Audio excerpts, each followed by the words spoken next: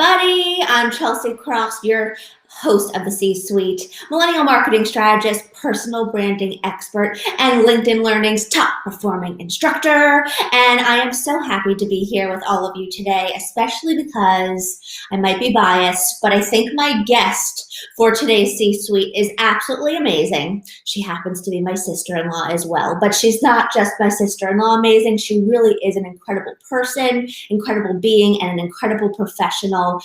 So we are going to have a powerful chat. My mind, body, and soul has been craving this conversation.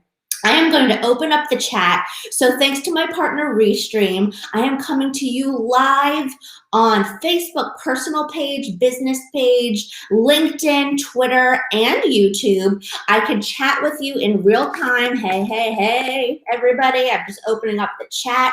So feel free to let us know where you're tuning in from, how you're feeling today. We are going to dive into a mindset reset and how to conquer your comparisonitis. Kind of a fun word to say, comparisonitis.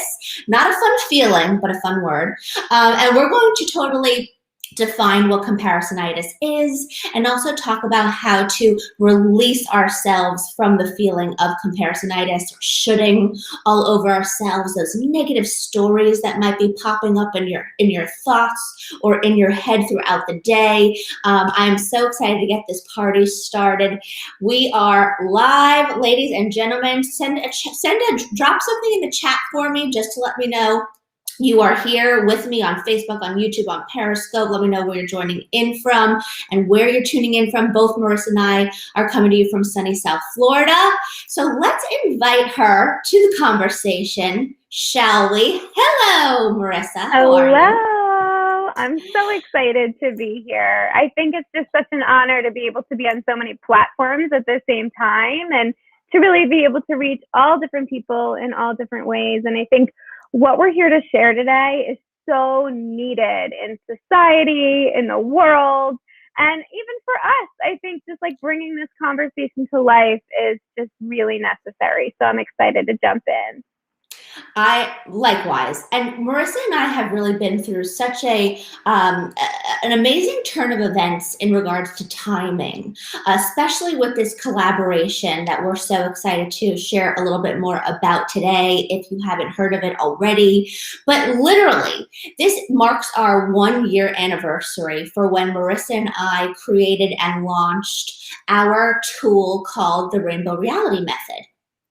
And the Rainbow Reality Method is available right now free for download. So if you want to log on to rainbowrealitymethod.com, right at the top of the screen on the homepage is free download. You can even follow along in real time. So just a little note, it is free, no strings attached. We will not spam your email. It is really just a tool full of love that we are going to be using and talking about today. But about a year and a half ago, Marisa and I, are always having conversations about our personal selves and our professional selves. And, I am all about you are as good as the people you surround yourself with. And I think when we have toxic people in our life, whether it's romantically, professionally, personally, they could really drain ourselves to the point where we can't be our best selves. And Marisa and I are lucky enough to be stuck together through marriage. I am married to her brother, but we really, really like each other as friends and as this support system personally and professionally. So I work with marketing and personal branding and small business coaching clients. Marisa works as a trauma-informed licensed psychotherapist, trauma healer, parenting coach. So Marisa and I help people tackle their professional self. Marisa helps tackle their personal self. And we were having this conversation probably over Starbucks and egg white Susie bites, knowing us. And we were talking about what similar language and similar thought patterns we were both addressing and working through with our coaching and therapy clients that were so similar. And a lot of the similarities stemmed from themselves being the block, themselves being the barrier to overcoming that hurdle or working against them in a way. I always say, like, don't be the barrier to your own success. Don't be the reason that you are thinking, don't be the reason that you can't think big and keeping yourself staying small. And we realized that there was so much work that we were both doing with our clients that it was very similar from a different approach. Excuse me, Gigi. She wants to get on the conversation. My daughter, Gigi. Personally and professionally, that we were like, you know what? There's a collaboration in the making here. And long story short, Rainbow Reality Method was born. But Marisa, give us a little bit more of an idea of why just a year ago and how we launched it at our retreat on March 13th last year. It was kind of the cusp to the pandemic. Yeah, it was crazy because when we were creating it, we just both felt so soul called to create this thing. And we had no idea that COVID, the pandemic, all of that was coming, or anything like that. And, from the therapist perspective, so much of society is telling us to pretend, to put on your happy face and seem put together and be on and all of that. And therapeutically, one of the biggest messages I teach all of my clients is to tune in, to get real, to get authentic, to connect with yourself, to really listen in to what are your needs, what is bothering you, what are your feelings, and to let them be there, because society as a whole is uncomfortable with big feelings, right? With emotion. And so my side of it was, how can we streamline something that's going to help people tune into themselves in a way that feels safe, in a way that feels like your hand's being held, you're being asked specific questions so that you don't have to think, what am I feeling? There's an actual list of options. So we really wanted to create it in a way that is really user-friendly for anyone, the layman, the therapist, the like. And the fusion of the two of us, it's like, if your business is your personal self, if you're not at your best personally, then your business is also struggling. And so the fusion between the two of us has been all about, how can we help our clients really be their best selves? And, even in pointing that out, and as we speak about it in the guide a lot, your best self is different depending on the day. Your best self is different when you have a cold. Your best self is different when you're grieving. Right now, and I'll mention, I'll be super authentic. I just had to put my puppy, I call her a puppy. She was 11. She's my puppy girl. I had to put her to sleep this past weekend. And, my best self is different right now. I'm grieving right now. Does that mean I can't show up for people? Of course not. I can be there authentically. But it's about honoring where you are and being authentic in that. And so our goal in this creation was to really allow people to have a guide to help them get in tune with themselves and do some internal exploration in a way that felt safe. And so our goal today is really about focusing on comparisonitis, but the way that this all started was really wanting to help people tune in. And then, of course, March 13th was our last outing, which was crazy. We did this amazing yoga retreat where we got to launch and share Rainbow Reality Method with the group and got beautiful feedback. And then we all went into quarantine. And, it was really powerful because it really felt like it was meant to be birthed to the world at that point. And in the way of it's a free resource. It's something that anyone and everyone can have access to.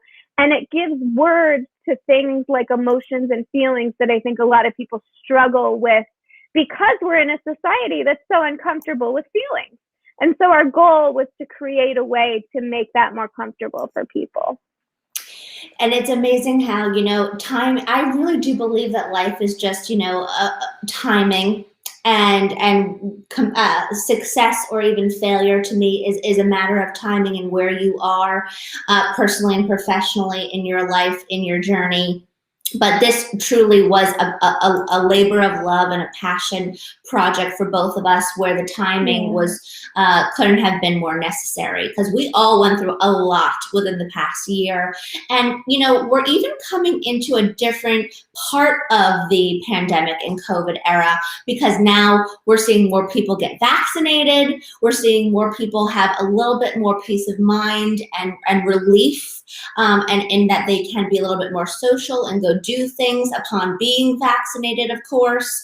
And we are coming out of this trauma from the past year, where we were isolated and sheltered, and lots of fear and lots of confusion regarding our health and wellness, even our professional and financial stability, political instability, social injustice. I mean, we were bombarded over the past year, and we're still seeing a lot of those, you know, categories play out in real time. And, you know, my heart goes out to all of the, you know, Asian women who were subject of this incredibly disgusting and terrible hate crime in Atlanta. You know, we are still seeing so much hate and violence and injustice. And if only we can all just come together collectively to be nicer, kinder, more mindful of each other, this world would be such a better place. And talking about mindfulness, I feel that Rainbow Reality helps you check in with yourself, as well as creating this framework of how to maybe check in with the people around you, whether it's your colleague, your boss, your husband, your child, your friend, in a way that might not be natural or organic to some. So what are we talking about? Let me just give you a quick visual, because I'm all about a show and tell. So let me just show you really quick. Right here, I'm just going to share my screen with everyone. Let me go up to the top page. So after you go to rainbowrealitymethod.com and you download the free guide, this is the free guide. Let me just make sure everyone's seeing it. Here we go.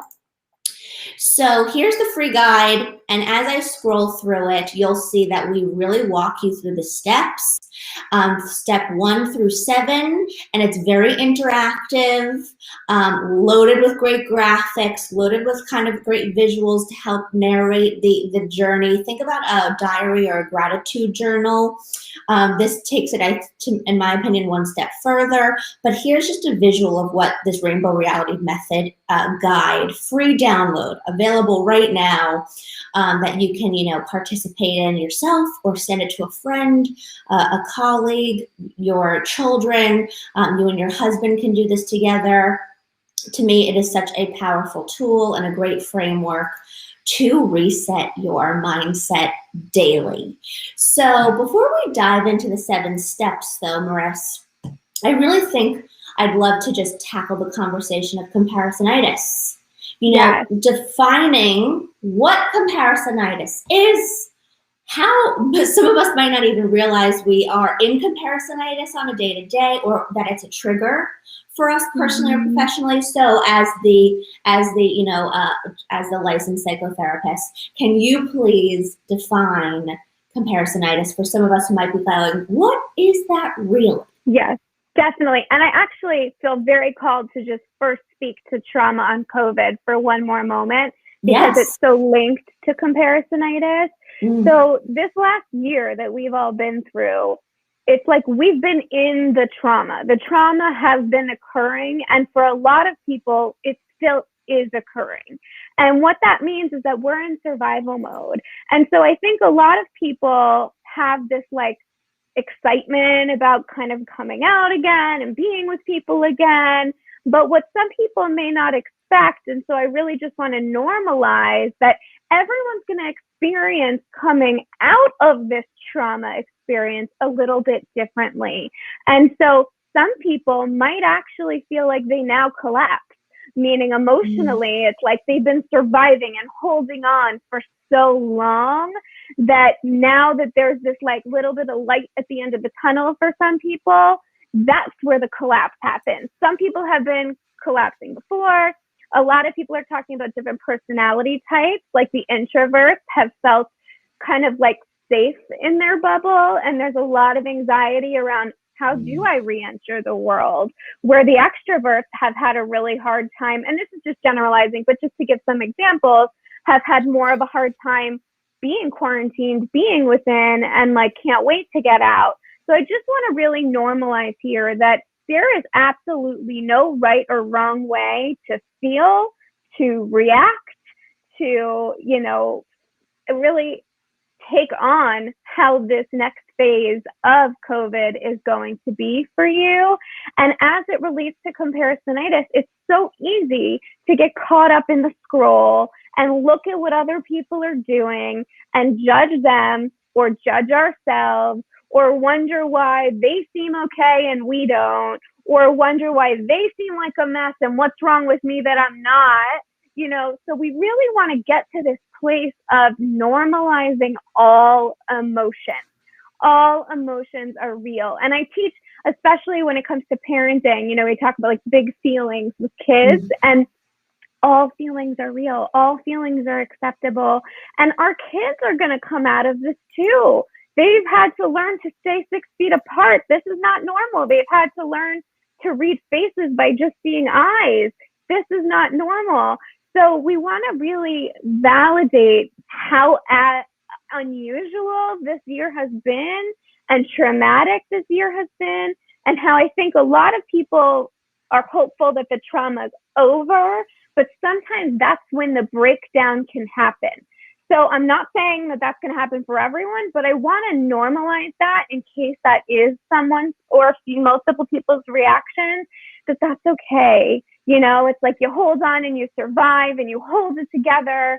And then there's that light at the end, and all of a sudden it's just like, you know, and that might mean tears, and that might mean needing to like use your body. I'm a big believer in being in your body, using meditation, mindfulness. I love how Dave just said mindfulness. Yes, exactly. Being in your body, doing things like bilateral stimulation. I have training in EMDR, which is eye movement desensitization and reprocessing therapy, all about using the brain to support yourself and to help reprocess traumatizing memories.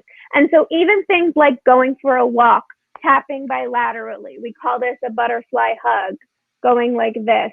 These things are things that you can do when you're feeling overwhelmed, and grounding yourself, using your senses.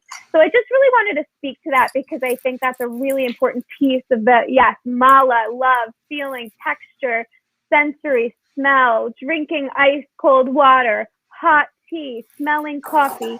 All of these things can be wonderful tools.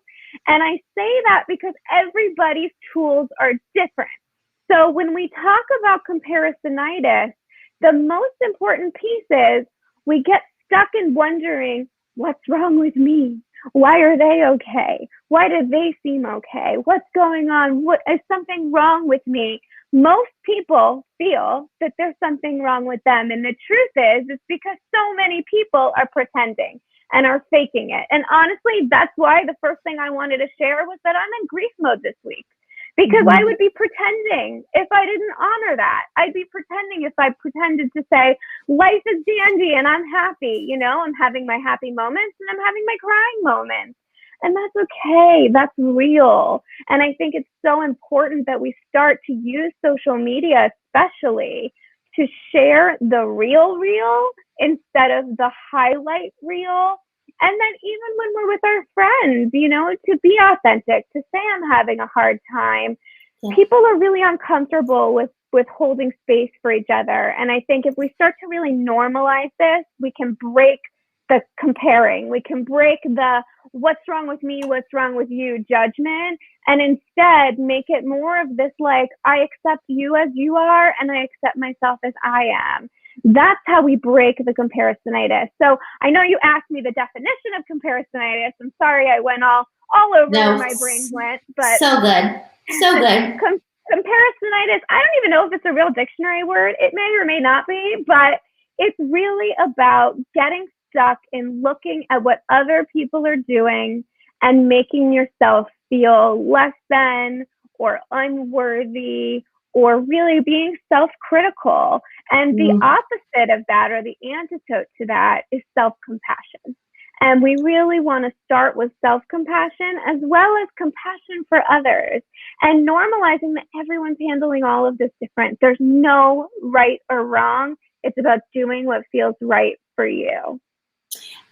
I love so much of what you said, and I wish I could like put it into a bottle and share it with the world. But I guess that's what we're doing in this live stream right now. And I just want to thank everybody, Lindsay, Robin, Dave, Delon for joining, Aditi for joining us, and even also Orhan and so many people, names in this chat, for validating that this conversation is resonating. And even Marisa, I'm not sure if you saw, but Lindsay thanking you for showing up with your authentic self today. And you know, it is interesting because we're a very animal obsessed family. All of our immediate family has fur babies that are truly family members to us. And Marisa did lose Molly Girl this Sunday, which was really hard for everybody. On Tuesday, it was the 5th anniversary of my grandfather's passing, who was such a staple for all of us in my family. And my sister-in-law, my brother's wife, just had to put her dog down the other day as well. So it's been an extra traumatic week for all of us. And I think that's why more than ever my being was craving this conversation.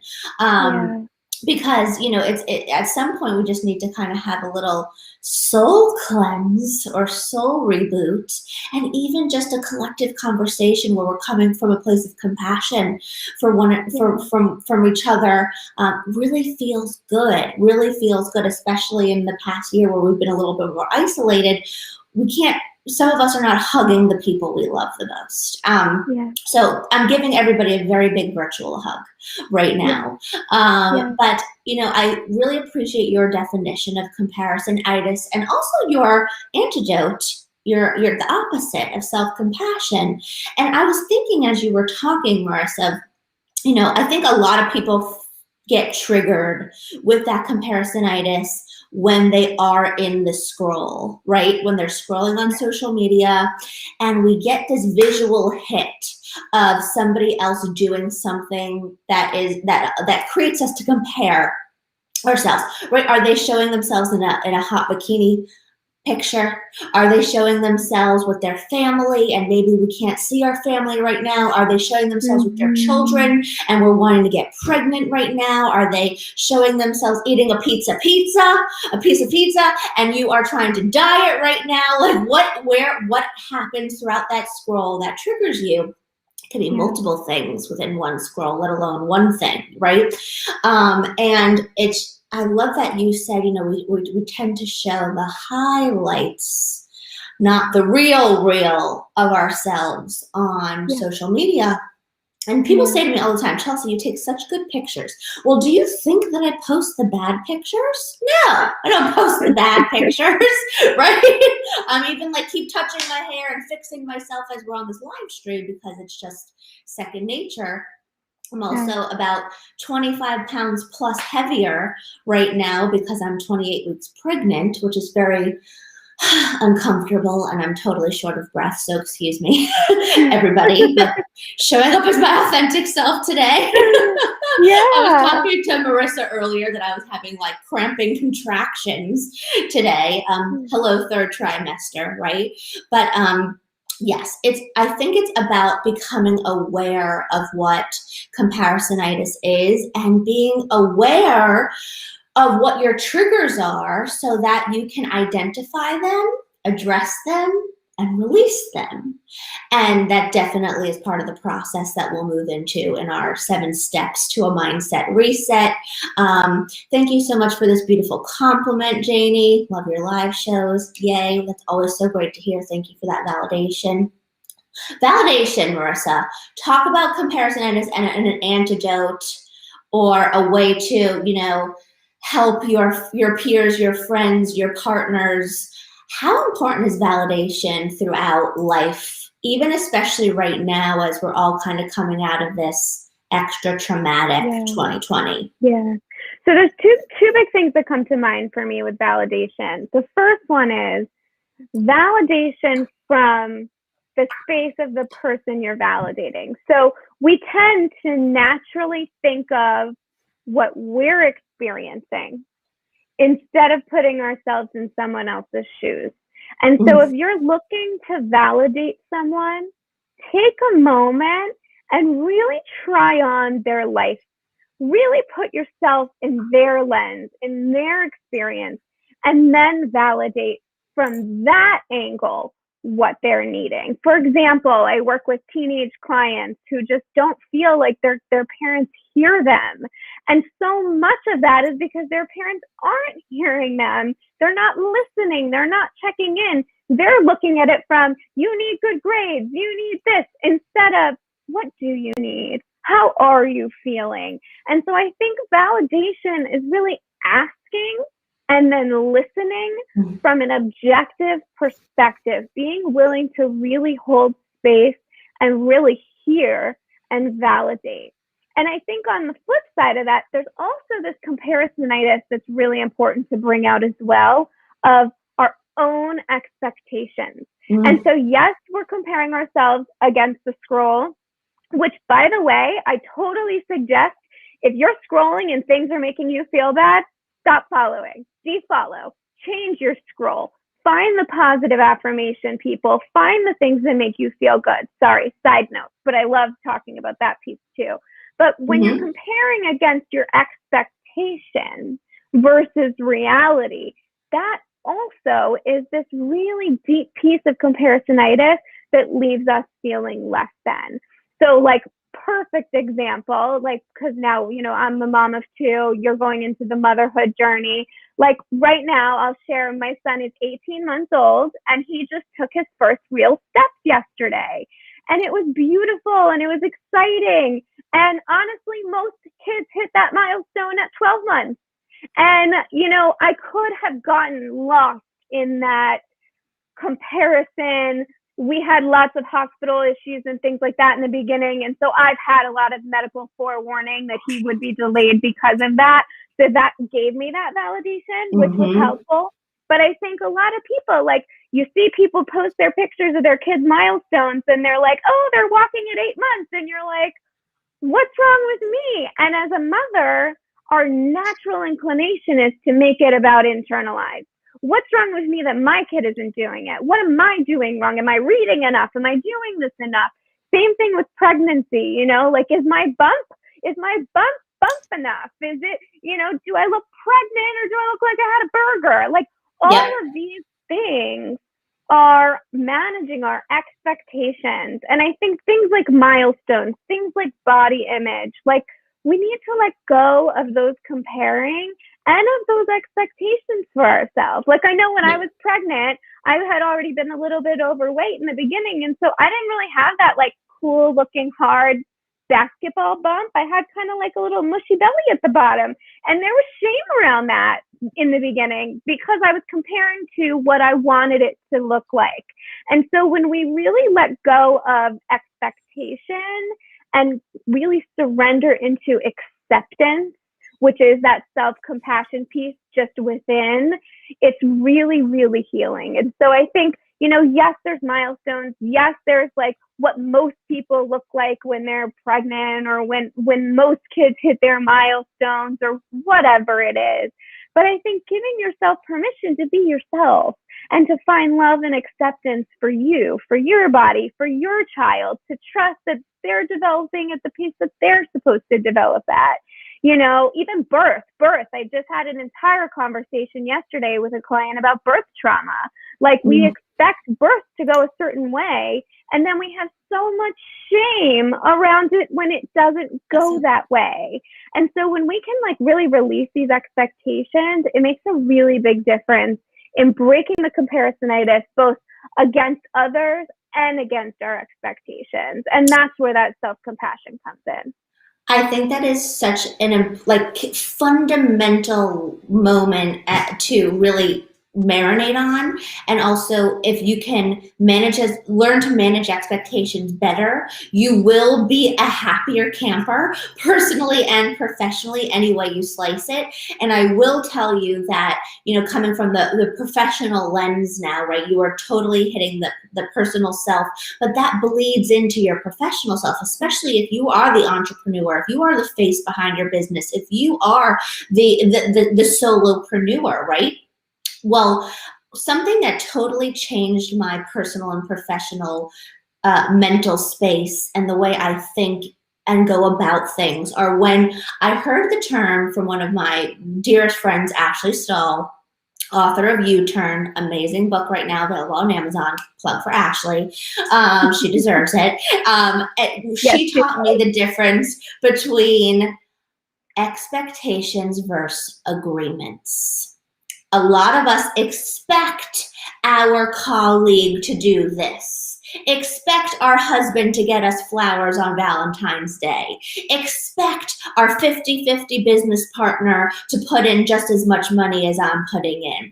We expect things, but is it something you're expecting? Or is it something that you have verbally agreed to or pen to paper agreed to? Expectations versus agreements. And when you can become aware of the difference between something you're expecting with someone else or even yourself versus something you've agreed to with yourself or somebody else, it is such a powerful shift that could help clarify language and actions and outcome with yourself and with who you're talking to personally or professionally. That's why I'm all about having things written down, having people agree to things to manage expectations. Another amazing book from another incredible being, Christine Hassler, is Expectation Hangover. I remember, Marisa, I gave you this book during your first pregnancy with Easton. And, to manage those expectations and to avoid the expectation hangover, because it's really about creating agreements versus expectations, right? And to me, that's such a monumental life lesson that since I learned that saying and tool and thought process in 2016, it has totally shaped my being personally and professionally, and I think can really help conquer the comparisonitis as well. Now, do you feel like comparisonitis and FOMO go hand in hand? I'd love to hear what everybody else thinks about this. Do you think that comparisonitis and FOMO go hand in hand? Are they two different things? Do they kind of trigger each other? Marisa, what's your perspective on that? What came to mind for me too, from the business perspective of comparisonitis, is like, it's so easy to compare your business status to someone else's 10 years down the road, right? Like when I was first building my private practice, I was comparing myself to my mentors who had been doing it for 10, 15, 20 years. And so it's like, don't compare your beginning to someone else's middle or end or whatever it is.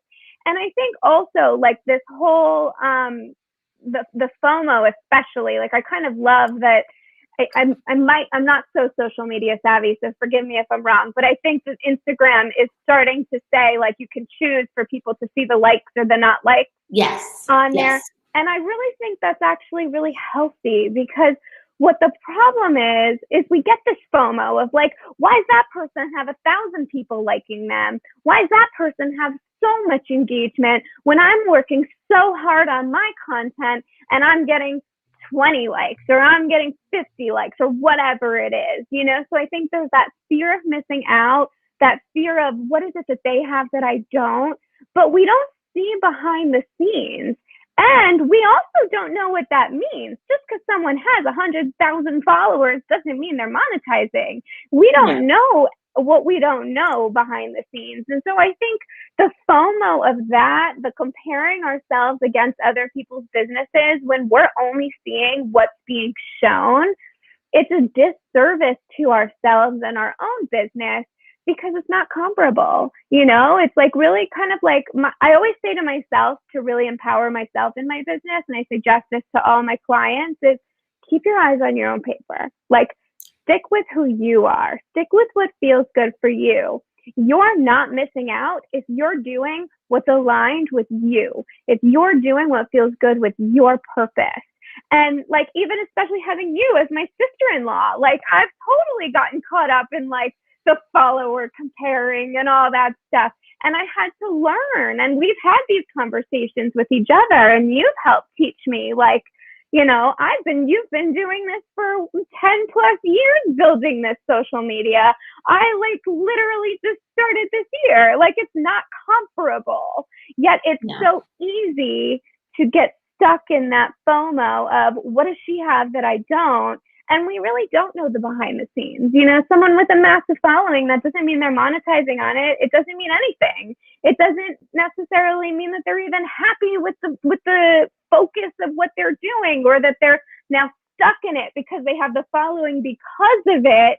And then they feel like not free to be themselves. So, you know, I think the biggest piece or goal to me of what I hope people take away from this conversation is that the opposite of really like dealing with this comparisonitis is self-compassion, but it's also authenticity, like showing up as you, being you, like wave your weird flag, be like, hey, I'm weird, like this is who I am, take it or leave it.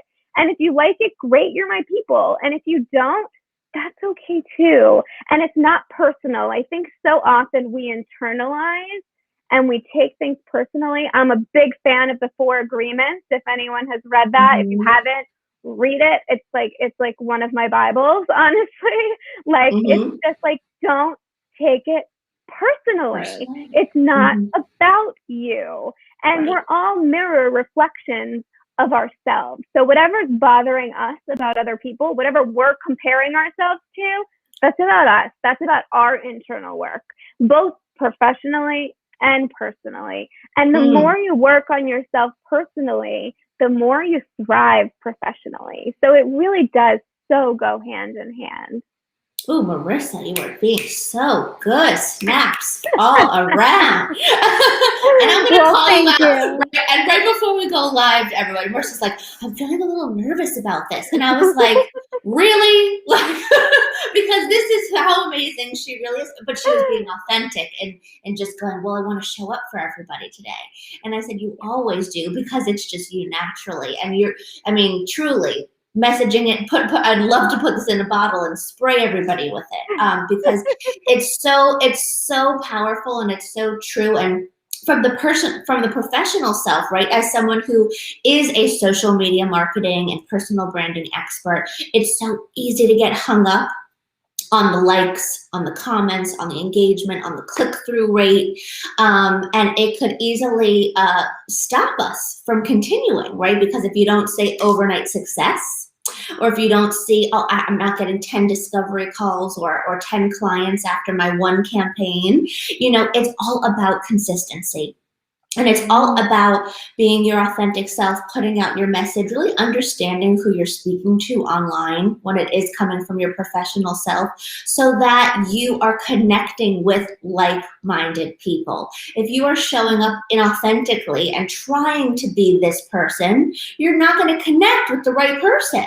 So it's really about getting very clear in your branding and in your business and in your marketing and in your messaging, so that you're really connecting with the person you want to work with and that you are most equipped to really create success with.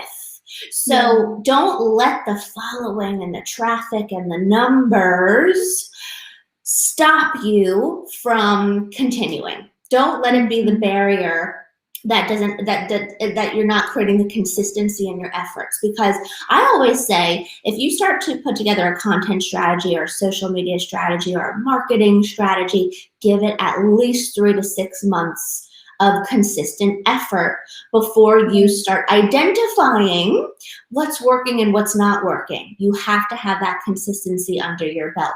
Now, the person who has 100,000 followers does not mean that they are monetizing necessarily more than you or attracting more clients more than you. Because guess what? You don't even know if all those 100,000 followers are real people. People can purchase fake followers today, which do nothing for nobody, mind you. So don't waste your money on that.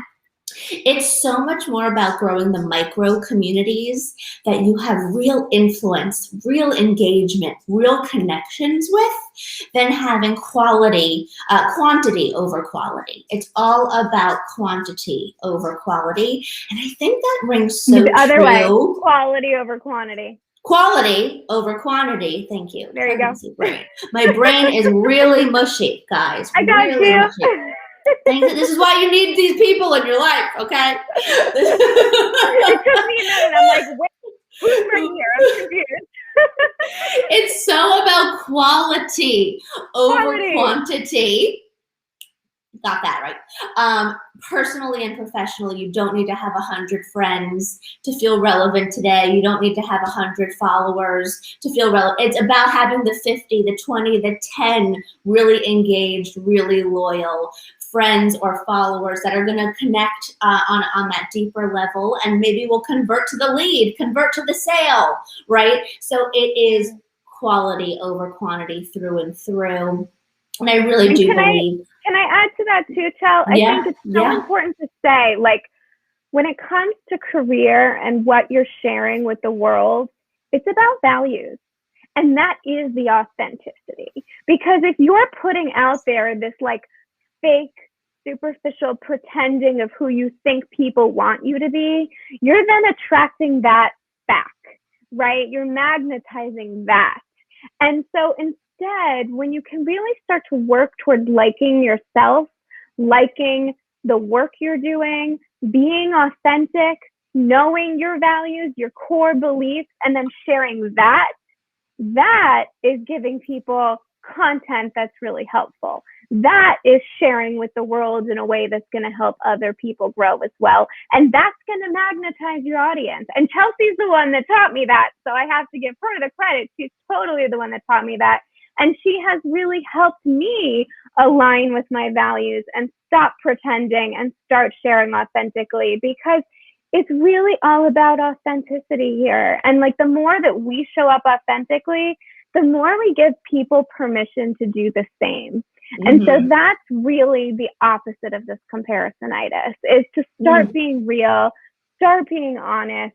You're having a hard day, say it. You're not wanting to post, don't force it. You know, like flow. And I want to also say flow. I just had a coaching client that I was talking about this with yesterday. Flow does not mean it all flows in and feels good all the time. Flow means that you're flowing with the flow. You're flowing with the wave. Instead of fighting the emotion, instead of resisting the experience, you're flowing with it. So it's allowing your values, your authenticity to be what flow you.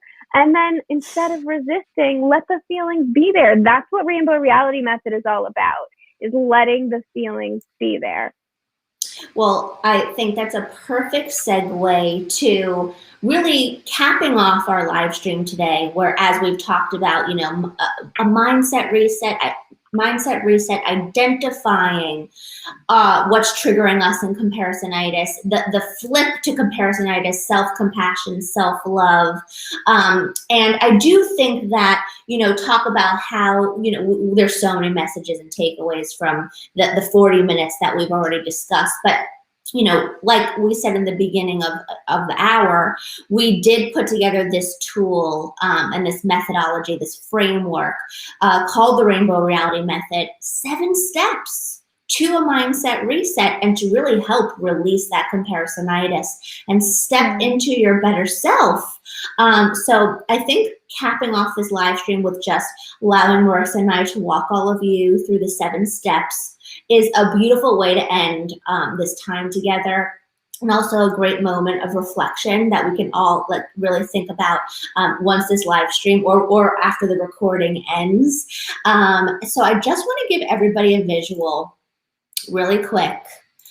Let me show everybody, because again, always a visual is really helpful. So if you click on to rainbowrealitymethod.com, this is mine and Marisa's website, right here, top left corner, see that black box blinking right now?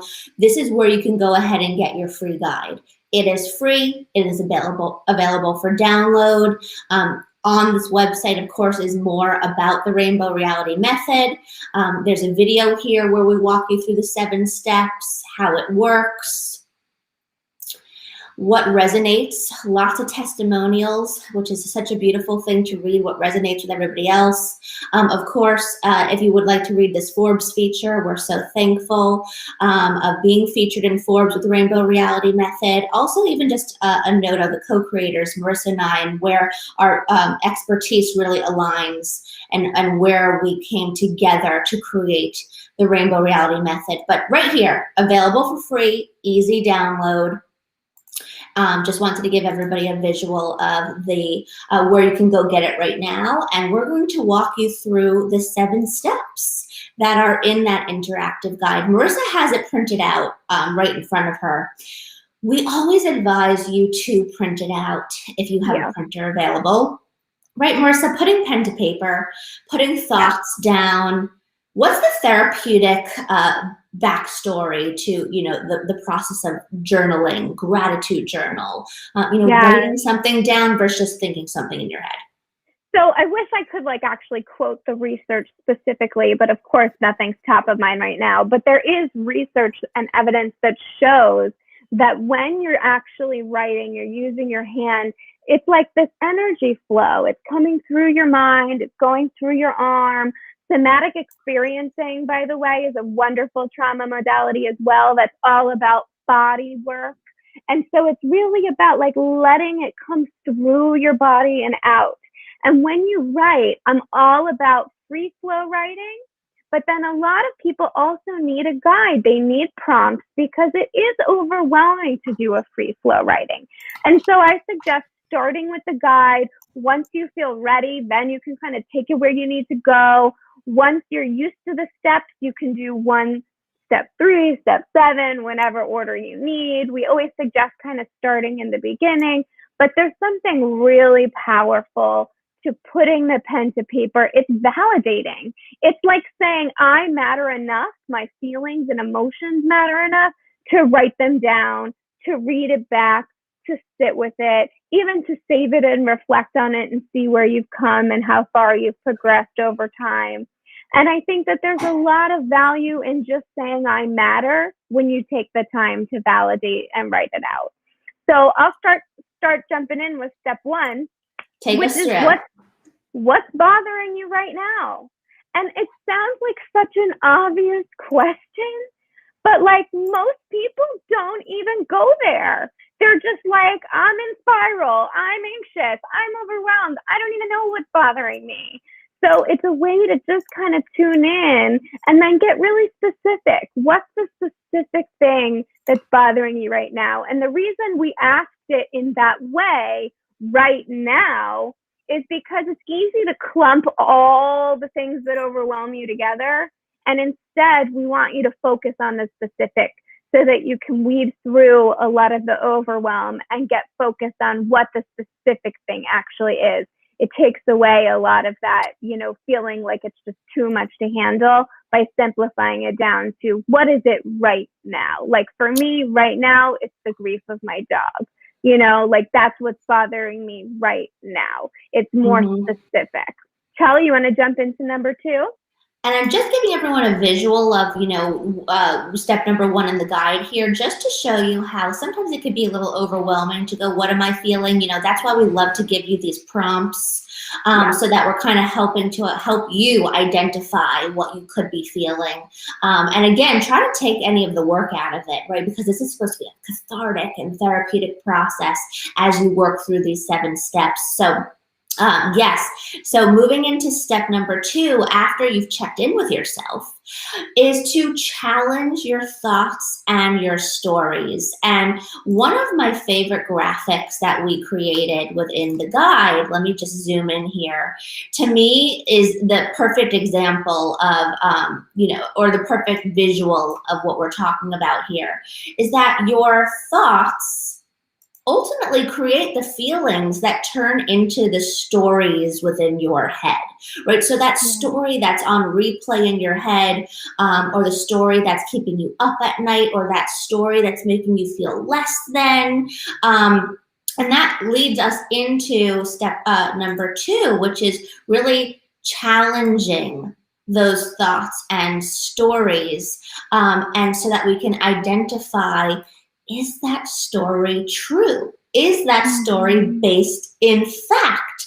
Have you ever caught yourself, like, telling yourself something that you realize you've more manifested than it is the truth? Or maybe you're future tripping, so that you're tripping yourself, into more negativity than optimism.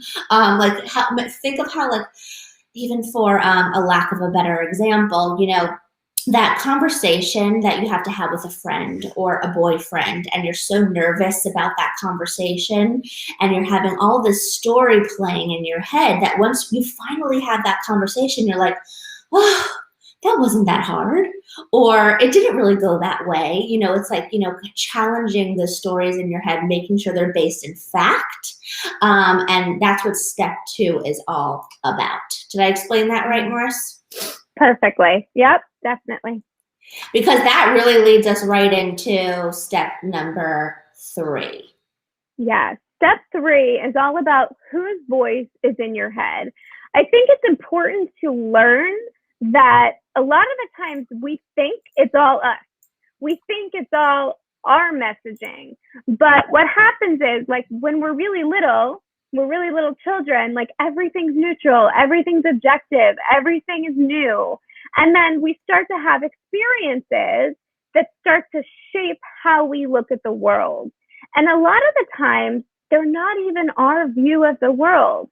It could be something your parents taught you about fear. It could be something that you learned in school by being bullied. It could be something that you learned by watching the news that isn't necessarily true, because all of that can also be hype and drama. We don't know. You know what I mean? Like, so it's all about what is going on in your head, and then separating it from, who am I really? And that goes back to why I brought up values before, because it's like, what do I really value?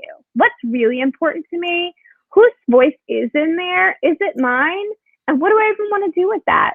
So I think starting to just separate those voices and recognizing that they're not all ours. And even if they were yours, because I do a lot of inner child healing, ego state work as well with my clients, even if it was your voice when you were maybe 5, or when you were maybe 12, or whenever you experienced some sort of trauma that made you look at the world a certain way, that doesn't mean it's your voice now.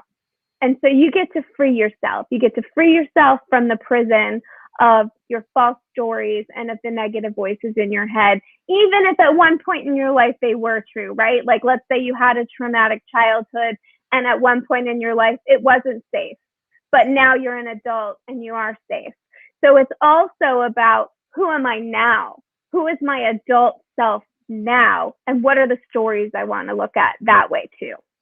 I love this step. It's so powerful when you can identify the thoughts in your head, the story you're telling yourself. Is it true? And is this even my voice in my head? I mean, think about that, the ripple effect and empowering yourself to take ownership of your own thoughts, as we move into step number 4. And to me, this quote, the free yourself from the prison of the false stories and negative voices in your head, this can totally change your day, totally change your mindset, totally change the trajectory of your path. Right? If you stop telling yourself you can't, first start to tell yourself, of course you can, because I'm this, this, and this, not this, this, and this, right? Yeah. So I love the flow of these 7 steps, and it moves us into step number 4, which is Elsa status, letting it go, right? Letting it go, trashing the negative thinking after we've identified the stories, after we've identified the negative voices. Pulling open this graphic here. After step is letting go of what is not serving you. Really taking, even if you have to visualize a trash can or actually write on a piece of paper what you want to trash and burn it or put it into the trash. Watching it light on fire is very powerful in a safe setting. And trashing that negative thoughts and really releasing what you don't want to let rule you any longer. So that's step number 4. And step number 5 is? Well, and 4 is also about what are you going to replace. So if we're going to take stuff away, right, we're also going to implant some more positive affirmations.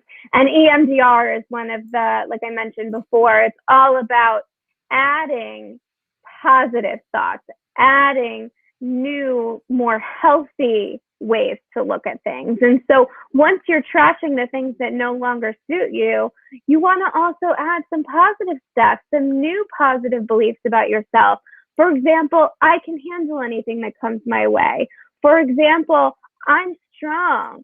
For example, I've been through a lot, but I'm still here and I'm okay, you know, and we even have kind of some examples here for you so that you don't even need to do the thinking. It's just kind of checking it off and simplifying it for you. I love our analogy of like trash versus add to cart. You know, what do you want to trash, get rid of, versus what do you want to add to your cart? Meaning add to your thought process, add to yourself, add to your story, versus releasing that negativity. So, you know, what do I want to trash versus what do I want to add to my personal cart? Again, these visuals are a great way for us to kind of help narrate the story we want to create moving through these 7 steps. But you're so right. Yes, once you identify what you want to trash, of course, it's then about replacing what you want to replace it with. Yeah. Yeah. Moving us into step number 5. So step number 5 is all about, are you in alignment with your best self? And as I started saying originally, your best self is different depending on what's going on. But you want to think about from the perspective of, who do I want to be? How do I want the people who matter most to me to experience me? How do I want to be remembered? You know, I know that can sound kind of morbid, but it's also really important because it motivates you to really do the work to become that person. So it's all about, are you in alignment with it? And the beautiful part about this question is, any moment you realize you're out of alignment, you can jump right back in. So like I could have a moment with my toddler where we are in that struggle and I'm like, oh, this is not what I want. Hold on, realign, take a breath, validate what's really going on for him and reset. And then that's what I teach parents all the time is like, we're human. We're going to make mistakes. This is not about perfection. This is about catching it, being conscious of it, being aware of it, and then jumping right back in alignment the minute you realize you're off balance, and then not beating yourself up over it, being gentle about it. That's that self-compassion piece. Love that. So easy to like deviate versus, staying in alignment, right? And again, I keep bringing up the word awareness and mindfulness, because as soon as we can become aware of if our alignment's a little off or if we're starting to feel off balance, then we can check in to help realign. And that's what I love about these 7 steps. The more you do them, the more it becomes this automatic thinking. And this framework for how you partake in your day-to-day life or activity or conversations. And the easier you realize it is to identify a trigger, identify a negative story, identify somebody else's voice in our head, to, of course, replace it with more positive affirmations to stay in alignment. So step 5, all about getting in alignment with your best self, leading us into step number 6, which to me is one of the most powerful parts of this journey, because I think a lot of what keeps us stuck in stagnation is not focusing on what we can control And step number 6 is taking action on what you can control. So just going to pull open the guide here, because one of the things that we like to focus on in Rainbow Reality Method is to take actions, instead of the things that you tell yourself you can't do. It's focusing on the things that you absolutely can do. And that's by using the framework SMART, S-M-A-R-T goals, right? SMART standing for S, specific, M, measurable, A, achievable, R, relevant, and T, time-based. Creating goals or action items that are tangible for you, that are not pie in the sky or 10 steps ahead, right? Really a current active step that you can take, whether it's today, whether it's tomorrow, but within a realistic amount of time. Managing expectations, right? A step that you can absolutely control. When I'm working with coaching clients and building their personal brand or their marketing efforts or their business, we work in tangible action steps so that by the end of our coaching time together, you have completed X, Y, and Z versus, wow, that goal was so grand that there was no way I was going to accomplish that in a shorter time span, right? So think short-term goals, long-term goals, but I do love the acronym SMART to help you really create those tangible goals of taking action on what you can control. And it could be a small action. It does not have to be a grandiose action, right? So for someone who's more focused on their professional self and wanting to, build their personal branding efforts this year, maybe that action is also a learning opportunity, right? Taking a course, reading a book, reading an article, so that you're empowering yourself with the knowledge and the resource and the tools and the inspiration to go do it. So it could really, this is where you have to identify where you are in your journey to define what that action should be for yourself today. For yourself this period, right? And on the internal side and the healing side of it, sometimes that action means taking a step back too. Sometimes that action means taking a day off. Sometimes that action means resting, blocking out time to meditate, to journal, to center, to get therapy, to do what you need for self-care. So it's not always these like action. Sometimes just being is the action. And I think that's really important too, because we have such a go-getter kind of reality in this world. Hustle. Yep. Yes, but sometimes it's like you got to be where you are to get where you want to go. And so if we're just going, we're missing the being. And so that's also, sometimes your steps might be for that day, I'm going to rest, I'm going to journal, I'm going to call a friend, and I'm going to accept myself. And those can be just as acceptable action steps as more of the professional ones that Chelsea has spoken about as well. Yeah, and we are such a technology-based society, right? And we have to recharge our tech all the time. We have to recharge these iPhones and these headphones and these ring lights here. And we need to also recharge ourselves just as much personally and professionally. If you are in a moment of grief, which, Marisa and I talked about us being in a few different things this week happened within our family unit. I'm all about taking a moment to have frozen yogurt on the couch and watching Real Housewives, because it's just a me moment.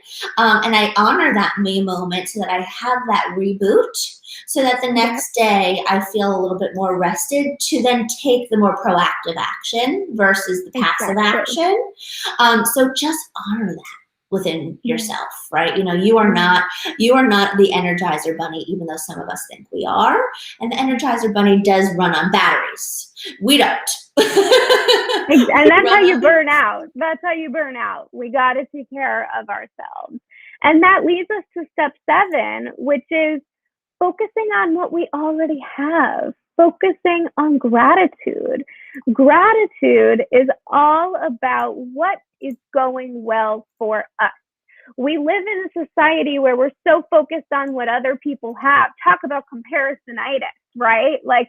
It's so easy to look at what other people have and focus on what we lack And listing things that you're grateful for is a really important piece of the puzzle. I think a lot of us struggle with receiving. We struggle with feeling worthy of having the good that we have in our lives.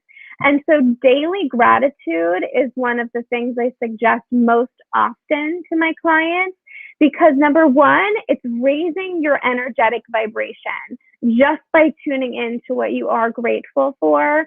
And number two, it's bringing your attention to what's working, because we're so naturally wired to focus on what we want to fix or what isn't working.